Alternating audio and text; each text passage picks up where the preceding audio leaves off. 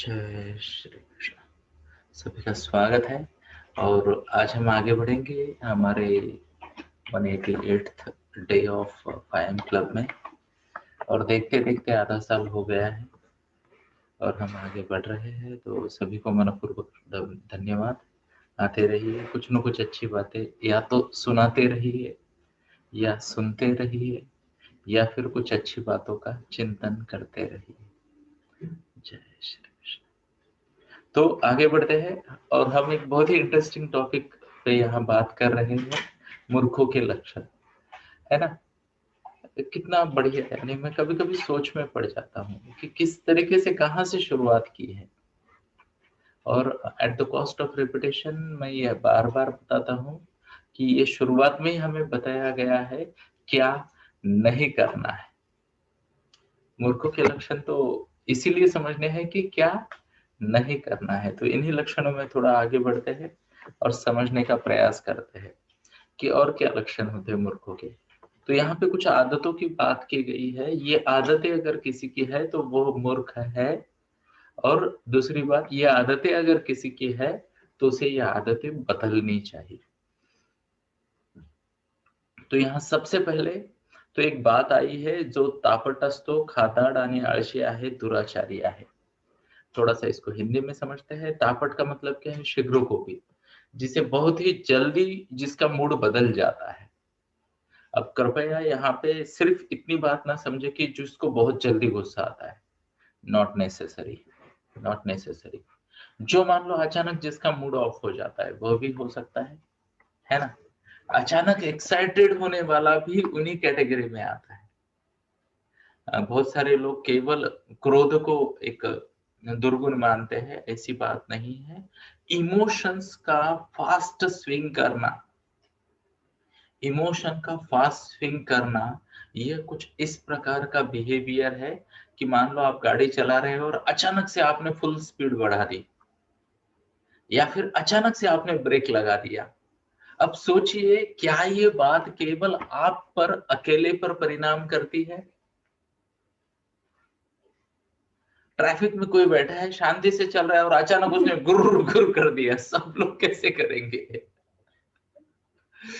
है ना। या फिर हाईवे पे गाड़ी चल रही है और अचानक सामने वाला ब्रेक मार देता है ना।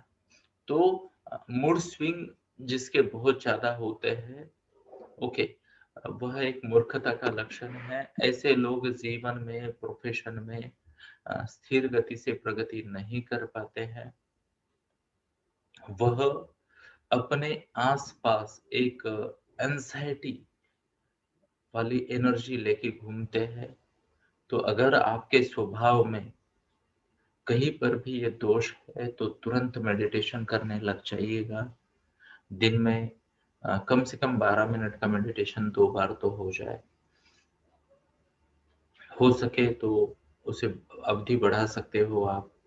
20 से क्षमा चाहता हूँ, 18 से 22 मिनट अगर कोई मेडिटेशन करता है, 18 से 22 मिनट, तो उसके बहुत ज्यादा लाभ है, बहुत ज्यादा लाभ। आसान नहीं होता दोस्तों इस शरीर को, इस चंचल शरीर को जागृत अवस्था में एक जगह बिठाए रखना। ये शब्द बहुत जरूरी है, जागृत अवस्था में एक जगह बिठाए रखना, है ना। निद्रा में तो बहुत कुछ हो जाता है ना। तो कल मैं बहुत जल्दी सो गया था और यानी काफी लंबी नींद ली मैंने। आई थिंक मैं 9 सवा 9 बजे ही सो गया कल। ओके। और आज सुबह जब उठा तो काफी फ्रेश उठा। वैसे तो रोज ही फ्रेश उठता हूँ मैं, उसमें कोई शंका नहीं है। एंड सडनली आई रियलाइज कि मैंने थोड़ा ज्यादा ही नींद ले ली, है ना। But that was good.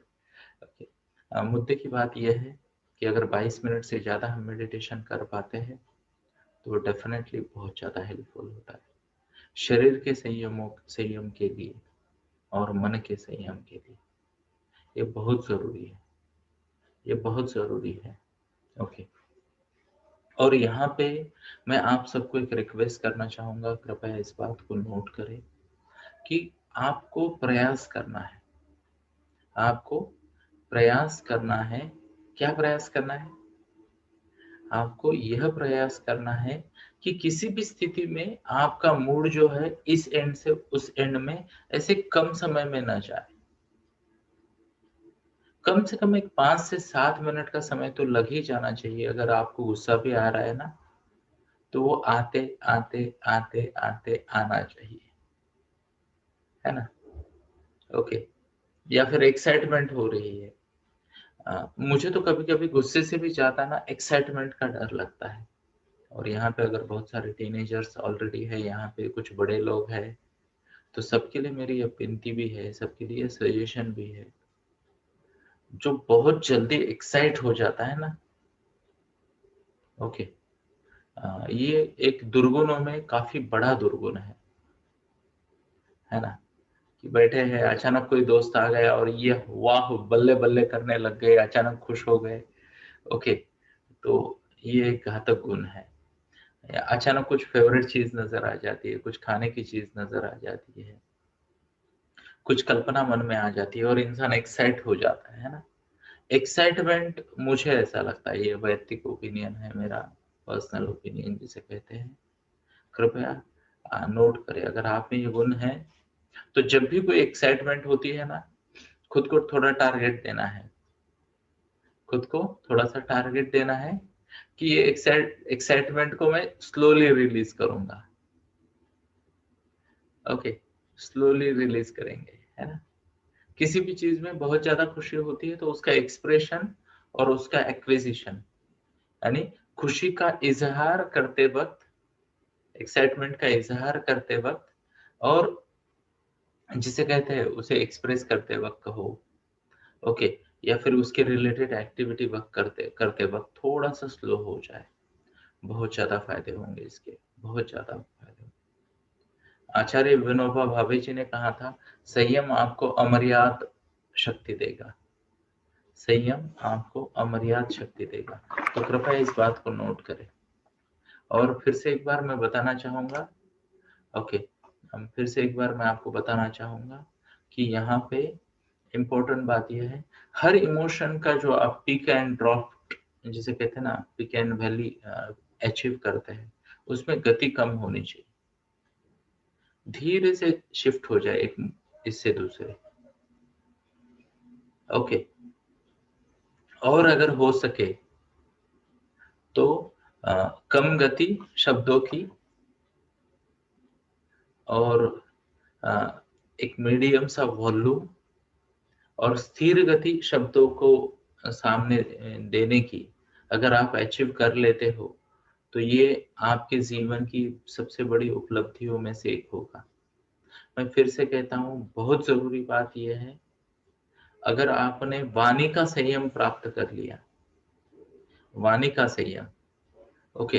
अब इसमें 2 प्रकार के संयम हैं, पहला थोड़ा आसान है, मैं रिक्वेस्ट करूँगा, कृपया इसको प्रैक्टिस करें प्लीज़, कृपया इसको प्रैक्टिस करें। वाणी के संयम की बात कर रहे हैं हम, तो जब हम बोलते हैं ना, धीरे से बोले और मीडियम वॉल्यूम में या लो वॉल्यूम में बोले, ये वाणी का संयम बहुत आसान है, इसको प्रैक्टिस करें। वाणी का दूसरा संयम जो है, वो है शब्दों का चुनाव, वह बहुत मुश्किल है। बहुत मुश्किल है। कब बात करेंगे, क्या बात करेंगे, बहुत ज़्यादा मुश्किल है ना? तो उसके लिए प्रैक्टिस करनी पड़ेगी। पर मैं आपको ये बात पूरी दृढ़ता के साथ, पूरे विश्वास के साथ बताना चाहूँगा यहाँ पे, जो व्यक्ति वाणी के पहले संयम को भी हासिल कर जाता है ना, वो जीवन में बहुत प्रगति करेगा। जब कोई इंसान धीरे से बोलने लगता है, लो या मीडियम वॉल्यूम में बोलने लगता है ना, ओके, तो अपने आप ये जो बाकी वाले दुर्गुण है ना, गायब हो जाते हैं। जस्ट इमेजिन करो मेरी कोई लॉटरी लग गई है। बहुत, बहुत, बहुत बड़ी लॉटरी। अब बहुत बड़ी की व्याख्या आप कर लो, है ना? मेरी तो बड़ी लॉटरी ये हो जाती है कि मेरे जीवन में कोई एंट्री नहीं करता और मुझे अकेला छोड़ दिया किसी रूम में या किसी जंगल में।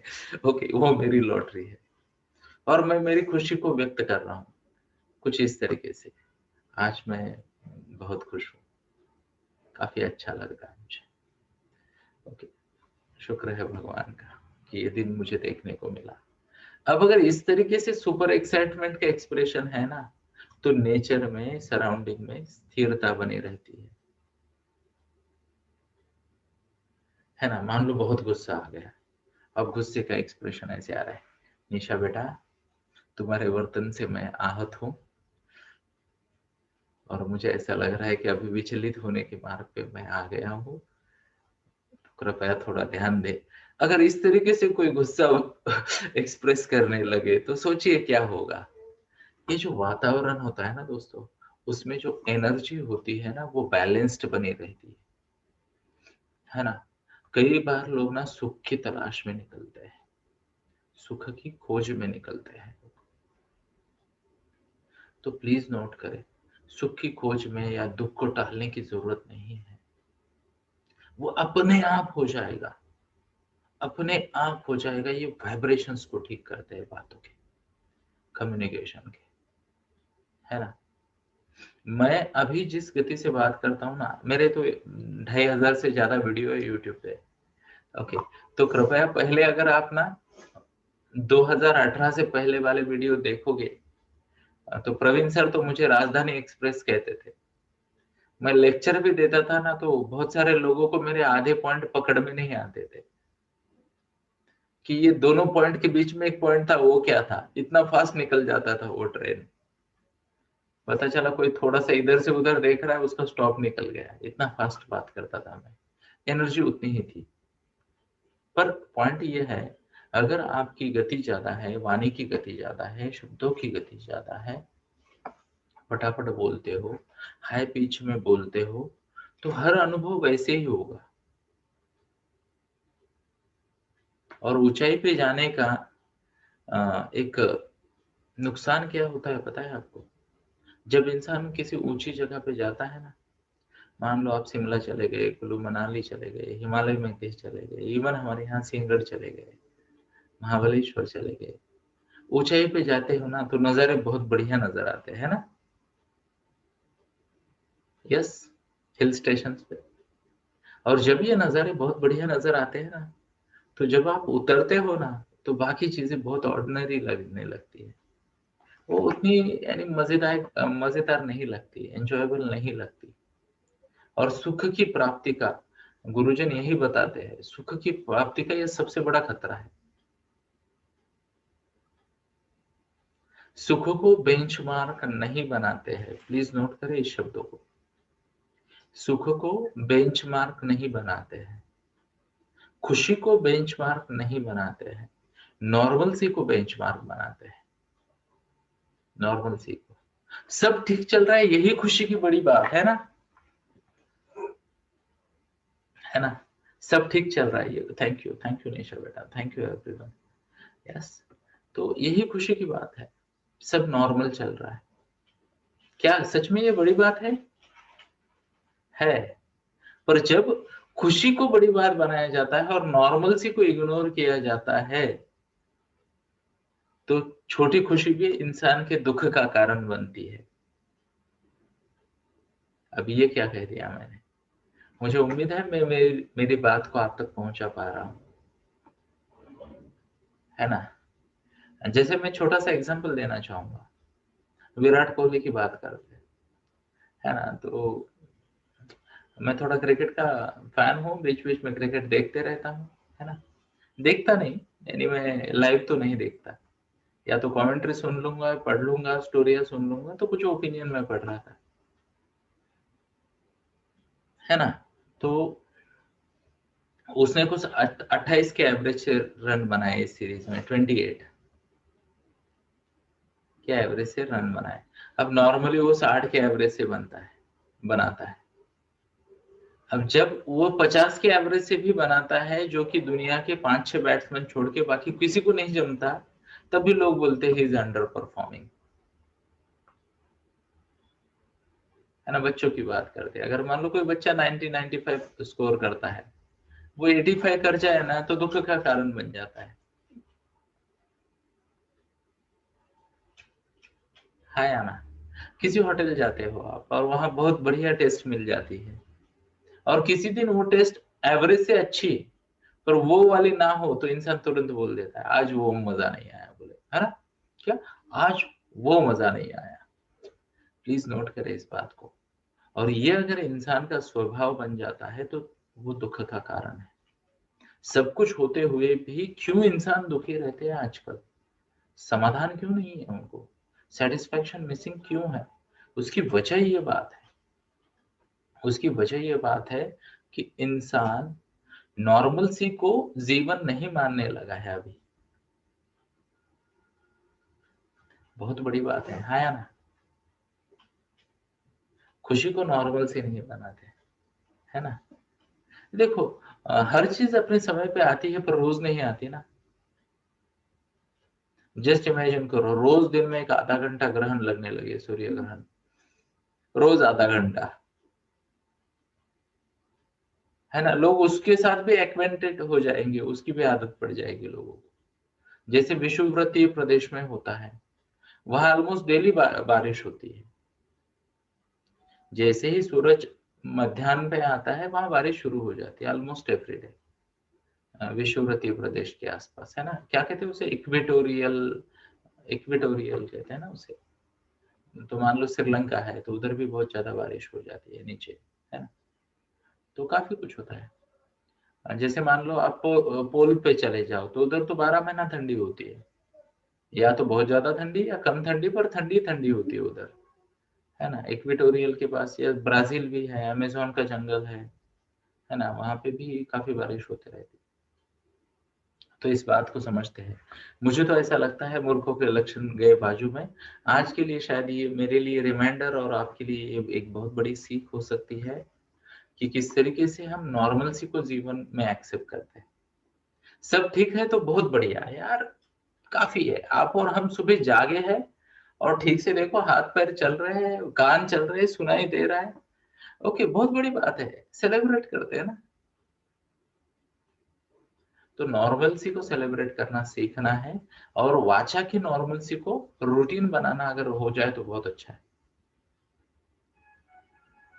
डर भी लगे तो नॉर्मल डर आना चाहिए, आज थोड़ा सा मैं भयभीत हूँ, है ना? ऐसे धीरे से थोड़ा सा विचलित हूँ, लगता है कि तैयारी थोड़ी कम पड़ गई है, ओके, इस टोन में आ जाए, है ना? डर को भी डर की लैंग्वेज में नहीं कहते, नहीं टुडे ना, ऐसा वाला कुछ एक्सप्रेशन नहीं लाते हैं। तो ये बहुत बड़ी बात है। तो जो पहला शब्द आज हमने पढ़ा जो तापट है, तापट का मतलब क्या है? जिसके मूड स्विंग्स बहुत ज्यादा होते हैं, ओके। और मैं आपको बताता हूँ, मूड के लिए ना सबसे सबसे सबसे ज्यादा अगर कारणीभूत कोई है आपकी साइड से, आपके वर्ड से, ओके, तो वो है आपकी वाचा। जब आप दूसरों को आपका मूड कम्युनिकेट करते हो ना, तो आपकी वाचा, शब्दों की गति, शब्दों का वॉल्यूम, ओके, उसके बाद शब्दों का चुनाव। जिस व्यक्ति ने ये गुण अर्जित कर लिया कि संयम से बात कर पाता है हर स्थिति में, वो किंग है, वह किंग है। सबसे बड़ी सिद्धियों में ये वाचा सिद्धि है। अब दूसरी वाली वाचा सिद्धि अलग है, जिसके बारे में मैंने बात की। स्वामी जी की कृपा से छोटा मोटा साधक हूं मैं उसका, कि वहां आप कुछ बोल देते हो और वो हो जाता है, वो भी वाचा सिद्धि है। वाचा सिद्धि और संकल्प सिद्धि, सिद्धियों में ये भी है। बट ये जो वाचा सिद्धि मैं बोल रहा हूँ, संयमित वाचा वाली, ये आपको किंग बना देगी। और कब बनाएगी? इंस्टेंट, अभी इसी वक्त। संयम से बात करना चाहिए, है ना? हैपनिंग लाइफ वाइफ है ना, क्षमा चाहता हूँ, देखो लाइफ और वाइफ पे आ गया, देखो, है ना? तो ये जो शब्द होते हैं ना, इससे बचना चाहिए, है ना? वो अभी इंग्लिश हिंदी में आ गई, है ना? तो ऐसे ही बोलते हैं ना। ओके, तो हैपनिंग चीजों से दूर रहे, एक्साइटमेंट से दूर रहे, ये बहुत जरूरी है। और मैं आपको बताता हूँ, एक बार आपने इसकी प्रैक्टिस कर ली, आप सुखी हो गए, कोई शंका नहीं, कोई शंका नहीं, सुखी हो गए, क्योंकि ये आपके कंट्रोल में है, आपके कंट्रोल में है। मुझे उम्मीद है ये बात के साथ आप रिलेट कर पा रहे हो, शॉर्ट फ्रेंड्स। यस। तो ये बात को समझते हैं और इसको आगे लेके जाते हैं। थोड़ा सा और आगे बढ़ते हैं। जो मैं आपको बता रहा था कि ये वाचा, अगर ये सिद्ध कर लिया आपने तो ये है।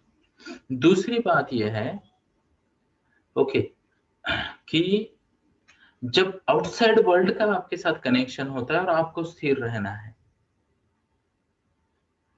ओके, तो उस वक्त डिले इन योर रिएक्शन, ये बहुत बड़ा संयम होगा। अब ये कानों का संयम हो गया। ओके, तो हमने जो भी सुन लिया, जिस किसी गति से सुन लिया, उसके अर्थ पे थोड़ा सा पॉज लेके विचार अगर करने की शक्ति हमें आ जाए, ओके, तो डेफिनेटली इसके फायदे होंगे हमें, है ना। तो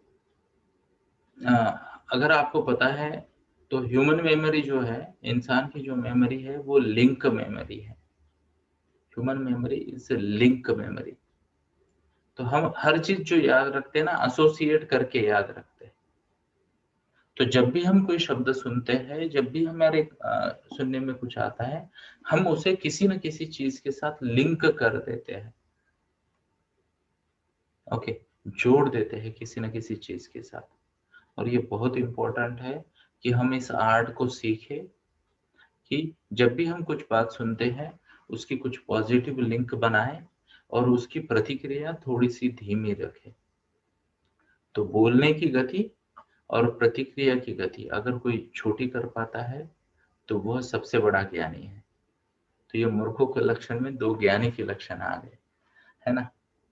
हाँ, तो और जो ज्ञानी है वो सच में सुखी रह सकता है। जय श्री कृष्ण। आगे बढ़ते हैं। खादाड़ यानी बहुत ज्यादा खाने वाला, ओके, तो ये दुर्बलता तो मेरे मन की दुर्बलता में भी है। तो एक मूर्ख का लक्षण ये मेरा भी है ना। मैं फिर भी थैंक्स टू डॉक्टर धनश्री काले, जो मेरी फ्रेंड भी है, वो मुझे कुछ डाइट की एडवाइस देते रहती है। पर यहाँ पे मेरा भी वीकनेस है और इस पे विजय प्राप्त करना बहुत जरूरी है। तो डाइट बैलेंस होना चाहिए, अनावश्यक बहुत ज्यादा नहीं खाना चाहिए। फिर भी अभी मैंने खुद को काफी संयमित कर लिया। साल 2 साल पहले तो मैं खाने की किसी भी ऑफर को ना नहीं कहता था। खाना, चाय, है ना, चाय तो आज भी बहुत बार लेता हूँ बिना शक्कर की, वो अलग बात है। बट ये भी ये है कि जिसे कहते हैं ना, ओवरफ्लो नहीं होना चाहिए, ओवर सप्लाई नहीं होना चाहिए। तो खाने में भी संयम जरूरी है। आगे देखते, आलस्य और मूर्खता, तो इस क्या बात करें, सबको सब पता है ना, सबको सब पता है। और मैं आप सबकी तारीफ करना चाहूंगा। आप यहाँ आते हो, इसका मतलब there is something special about you, है ना। तो आप में ये सद्गुण है, इसके लिए खुद को बधाई दीजिएगा, खुद के प्रति ग्रेटिट्यूड एक्सप्रेस कीजिएगा, इवन भगवान के प्रति ग्रेटिट्यूड एक्सप्रेस कीजिएगा। कई सारे लोग चाहकर भी नहीं आ पाते फैम क्लब में, कई सारे लोग चाहकर भी जल्दी नहीं उठ पाते। तो भगवान के प्रति भी अपना शुक्रगुजार रहना चाहिए, ग्रेटिट्यूड भाव एक्सप्रेस करना चाहिए। आगे बढ़ते हैं। दुराचारी है, दुराचार तो हमें पता है ना, गलत आचार करने वाले, तो उस पे वो भी मूर्ख होते हैं। यहाँ एक बहुत बढ़िया लक्षण बताया है मूर्ख का, जरा पढ़ते हैं। ऐसा व्यक्ति जिसके पास विद्या, वैभव या धन नहीं है, विद्या, वैभव, धन नहीं है, सामर्थ्य नहीं है, मान सम्मान नहीं है, ओके, फिर भी जो वृथा अभिमान का बिहेवियर करता है, वह भी मूर्ख है, ओके। जो मैं नहीं हूं वो दिखाना या खुद को मानना, ये भी मूर्खता का लक्षण है। अब यहाँ पे कृपया ध्यान से सुनिए। बहुत सारे लोग ना खुद को सही तरीके से इवेल्युएट कर नहीं पाते हैं, बहुत सारे लोग खुद को इवेल्युएट नहीं कर पाते हैं। और ये जो लक्षण है ना मूर्खों का, ये कम लोगों में नजर आ जाता है। कृपया नोट करें, मैं पहले से ही क्षमा मांगता हूँ जो बात मैं अभी करने जा रहा हूँ। पहले से माफी। क्या मुझे माफी दोगे आप? Thank you. जय श्री कृष्ण। मैं आपको बताता हूँ, मूर्खों के ये लक्षण में ना, ये लक्षण कम पाया जाता है। अभिमानी लोग दुनिया में सच में कम है, सच में कम है। ना के बराबर लोग हैं जो खुद को ओवर एस्टिमेट करते हैं। प्लीज नोट करें इस बात को। और ये एक भ्रम फैलाया गया है समाज में कि इस तरीके के मूर्खों की क्या कहते हैं, आबादी ज्यादा है या पॉपुलेशन ज्यादा है। प्लीज नोट करें, गुरुजी की वाणी है, गलत नहीं हो सकती। दुनिया में ऐसे मूर्ख बहुत ज्यादा है, और इसलिए फिर से एक बार माफी, क्षमा चाहता हूँ।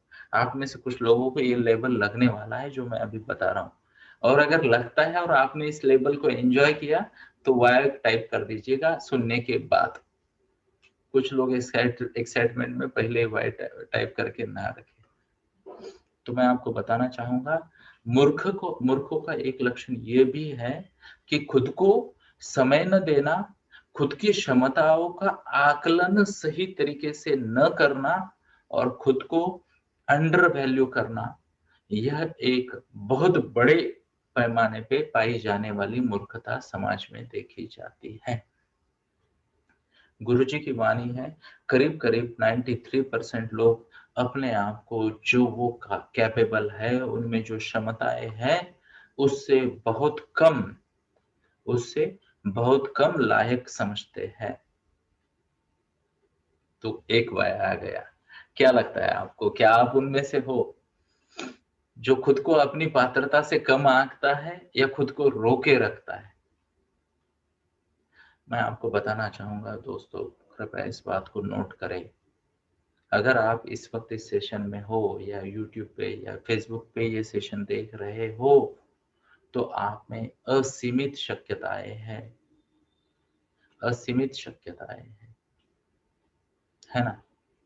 मैं तो, अभी ये मेरा पर्सनल ओपिनियन है, यहाँ ना तो किसी शास्त्र की कोई ये है बात है, ना तो गुरुजी की है, ये मेरा पर्सनल ओपिनियन है। एक वक्त ना खुद को ओवर एस्टिमेट कर लो, चल जाएगा जीवन में। ओवर एस्टिमेट कर लो, चल जाएगा। कोई बात नहीं है, कोई बड़ी बात कर दी, कोई बड़ी अनाउंसमेंट कर दी, किसी न किसी तरीके से उसको मैनेज कर लोगे आप लोग। प्लीज नोट करें। पर अंडर एस्टिमेट ना करें खुद को, है ना? शंका, क्या मैं ये कर पाऊंगा, क्या मैं ये कर पाऊंगी, मुझसे नहीं होगा, okay, I am not good enough, ये जो लेबल्स हम खुद को लगाते हैं ना, ओके, ये लेबल, मुझे ऐसा लगता है, अब ये मूर्खता नहीं है, फिर भी इसका आउटपुट तो वही है ना, कि हम जीवन में पीछे पड़ जाते हैं। और यहाँ पे मैं आप सबको एक सजेशन देना चाहूंगा, एक मैसेज देना चाहूंगा दोस्तों, और वो मैसेज और सजेशन यह है, बी बोल्ड। क्या है? B bold. बोल्ड बने,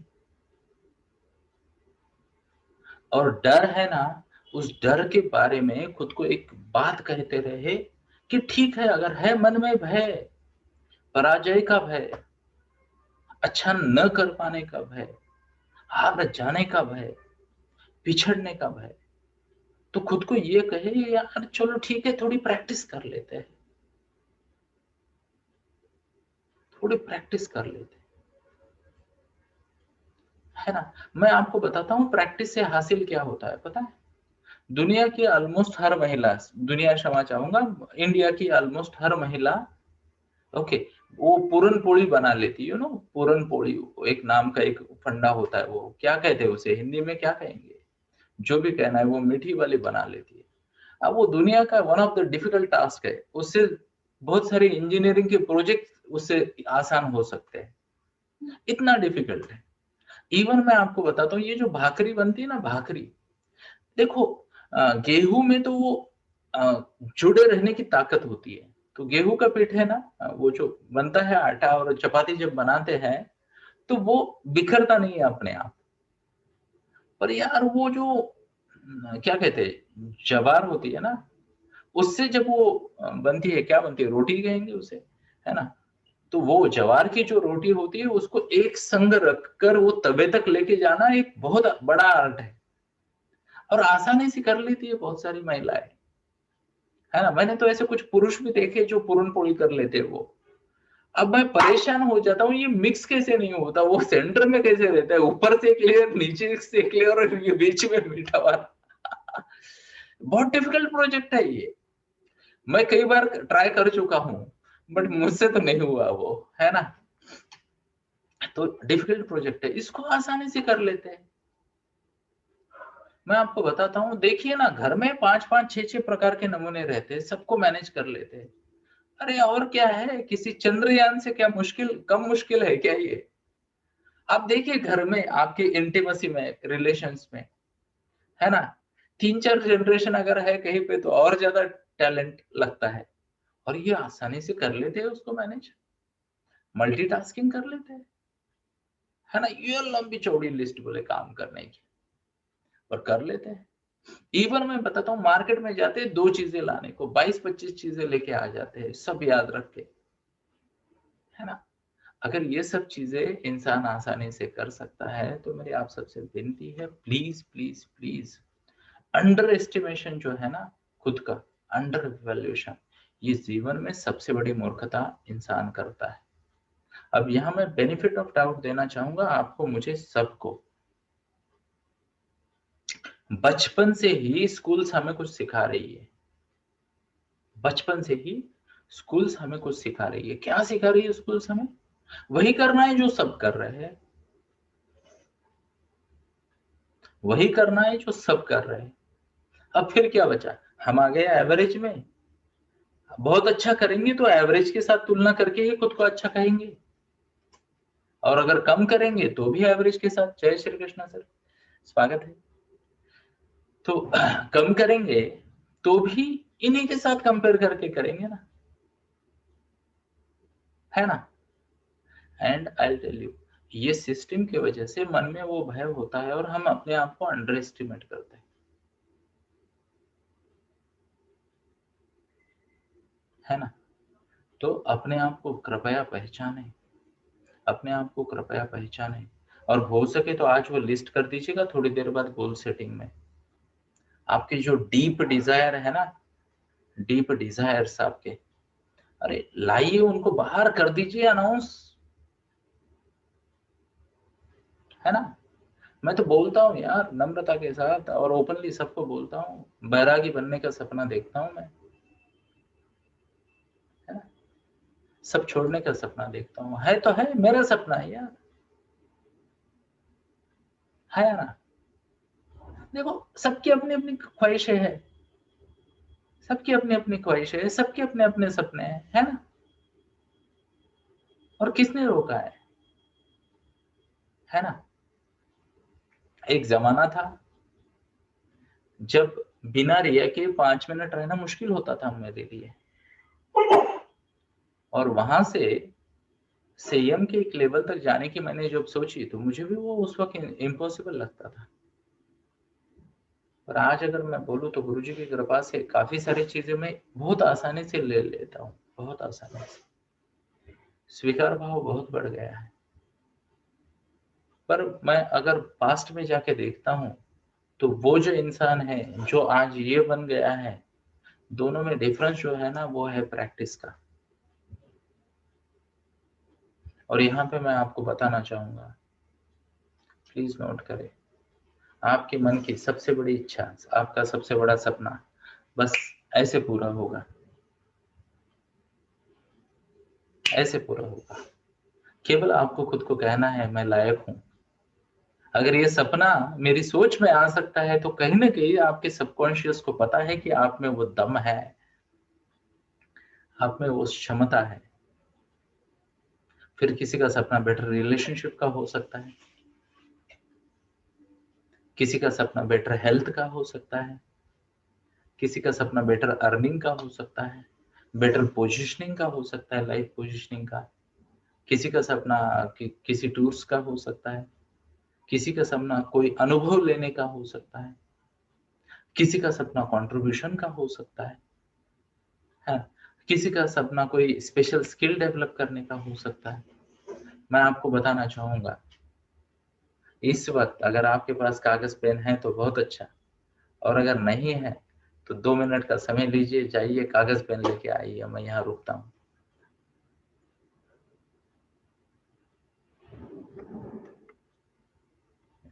मुझे पता है जिनकी वीडियो ऑन है उनके बारे में तो मुझे कोई शंका नहीं, क्योंकि आप हार्ड बाउंड डायरी लेके टक टक रोज करते हो और मैं सुनता हूँ, है ना। और बाकी 1-2 लोग हैं तो वो आ जाएंगे।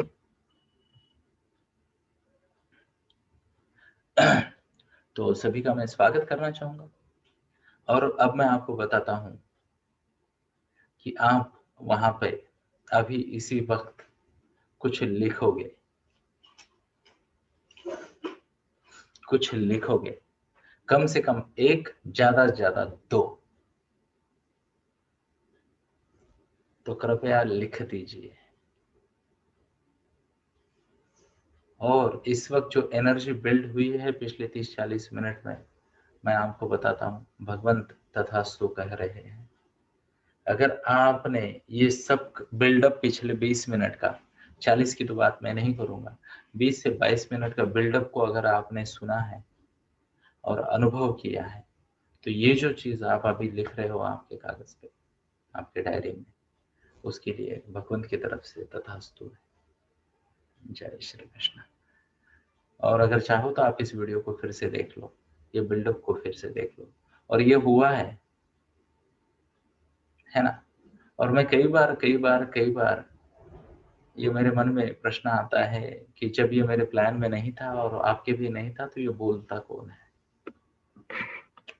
ये हो कैसे जाता है ना। हम कहाँ शुरुआत किए थे, हम मूर्खों के लक्षण पे थे, और हम आए कहाँ, तो तथास्तु वाली बात पे आ गए। तो कृपया कृपया कृपया समय ले, चाहे तो और समय ले। गोल सेटिंग का मेडिटेशन होगा, निशा बेटा लेगी, तन्वी बेटा लेगी, या अथर्वा बेटा लेंगे, या जो भी है। रचित भी आ गया आज, तो रचित का भी स्वागत है। जय श्री कृष्ण, है ना। तो रचित आ गए तो रोमा गायब हो गई, है ना। तो चलो कोई बात नहीं, सबका स्वागत है। ओके, तो पॉइंट मैं ये बता रहा था कि अब अगर लिख पाए हो आप तो बहुत अच्छा, नहीं लिख पाए तो गोल सेटिंग मेडिटेशन में लिखिए, नहीं लिख पाए तो और थोड़ा समय दीजिए खुद को, पर लिखिए 1 या 2 चीजें, है ना।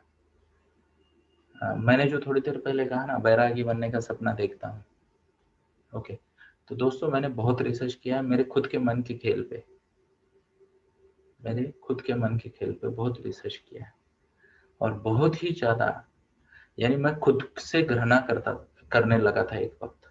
आई used to hate my self.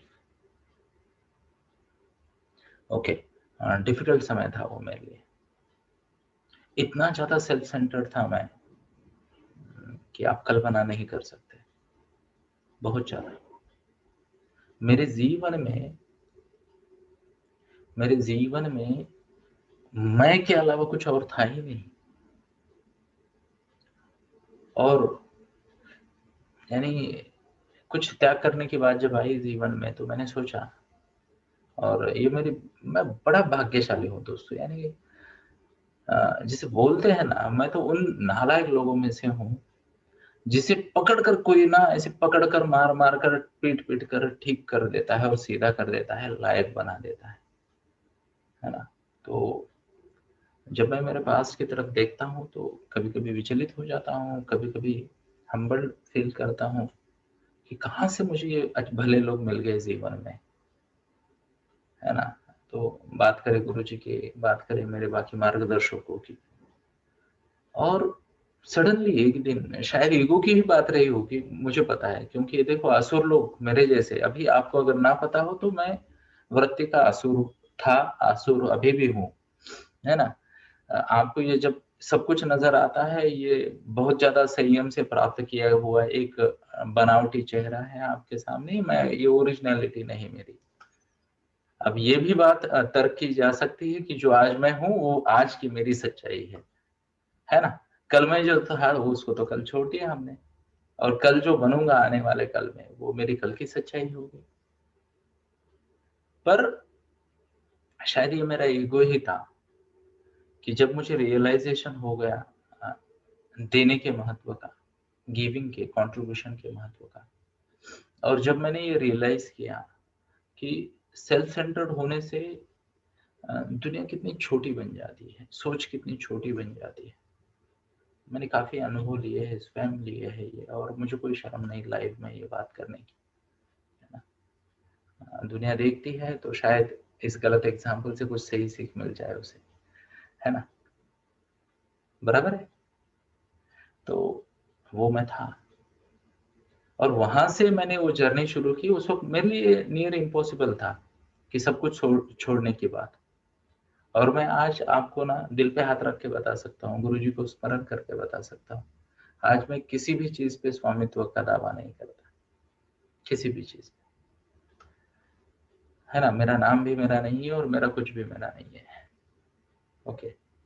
और मन से बैरागी बन चुका, और शायद एक्शन से और बाकी चीजों से आने वाले समय में बन जाऊंगा। और ये मेरे जीवन में अगर इतना एक्सट्रीम चेंज हो सकता है तो आपका चाहे जो सपना हो, और मैं ये भी बात बता दूं कि आपका सपना मेरे तरह का हो या ना हो जरूरी नहीं है ना। आपका सपना है, वो चाहे जो हो सकता है। मैंने कहा किसी का बेटर रिलेशनशिप का हो सकता है, अरे करे। मैं तो कहता हूँ कल्पना करे आपके सबसे बड़े दुश्मन के साथ एक क्या कहते हैं, कैंडल लाइट डिनर की, क्यों ना करे, है ना। और ऐसे पंगे वाले लोग घर में भी मिल जाते हैं, लोगों को ज्यादा दूर जाने की जरूरत भी नहीं है। तो बेटर रिलेशनशिप का हो सकता है किसी का बेटर हेल्थ का हो, कि एक पर्टिकुलर वजन को अचीव करना है, या तो कम करके या बढ़ा के एक स्टेमिना अचीव करना है ना। किसी का प्रोफेशनल ग्रोथ का हो सकता है, किसी का फाइनेंशियल ग्रोथ का हो सकता है, किसी का स्पिरिचुअल ग्रोथ का हो सकता है, किसी का कंट्रीब्यूशन का हो सकता है, किसी का मेरा नाम करेगा रोशन वाला हो सकता है ना। ऐसे कई सारे सपने हो सकते हैं। मैं आपको कहता हूँ आज जो आप लिखोगे वो हो जाएगा, लिख देना, बिंदास लिख देना। जय श्री कृष्ण। अब मुझे नहीं पता था कि आज मैं केवल 2 लाइन पढ़ूंगा, मैं जस्ट देखता हूँ तीसरी लाइन में कुछ है क्या, और इस तरीके से चला तो पता चला ये आधा महीना निकल जाएगा मूर्खों के लक्षण सुनने में। बट चलो जो भी है, मैं हमेशा दिल की बात को, दिल की इच्छा को सम्मान देना पसंद करता हूँ। मैं हमेशा ये मानता हूँ ये स्वामी जी की प्रेरणा है, गुरु जी की प्रेरणा है, जिससे ये बड़बड़ मैं करते रहता हूँ। और मुझे उम्मीद है इसका आपको कुछ न कुछ लाभ हो रहा होगा, चाहे वो विषय से संगत हो या न हो।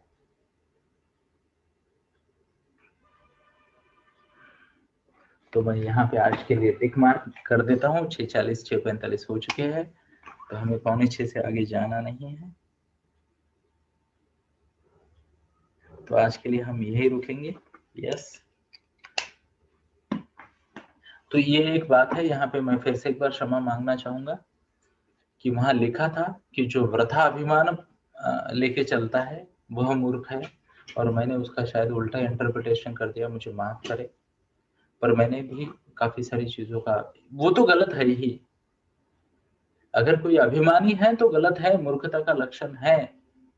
पर बहुत कम बार हम इंपॉर्टेंट चीजों में अभिमानी रहते हैं, ये बात भी मैं स्पष्ट कर दूं। हमारे ईगोज ना अनइम्पोर्टेंट चीज से ज्यादा जुड़े होते हैं, अगर आपने नोट किया होगा तो, है ना। जो चीजें बहुत ज्यादा मैटर नहीं करती, जिसके आउटपुट है ना नेगेटिव होते हैं, वहां पे हमारा अभिमान आ जाता है। और जो चीजें मैटर करती है वहां पे हम खुद को रोके रखते हैं।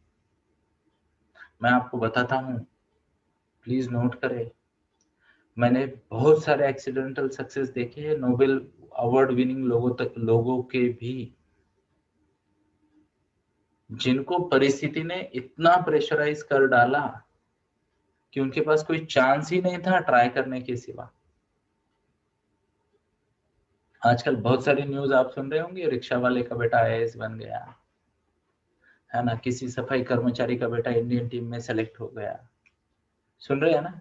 कल परसों हमने उस बच्ची का सुना जो कि बिना चप्पल की मैराथन भागती थी, अब वो एसीपी बन गई, नॉर्थ ईस्ट में उसकी पोस्टिंग हो गई, ACP, assistant commissioner of police, छोटी सी बच्ची, हिमा दास, है ना।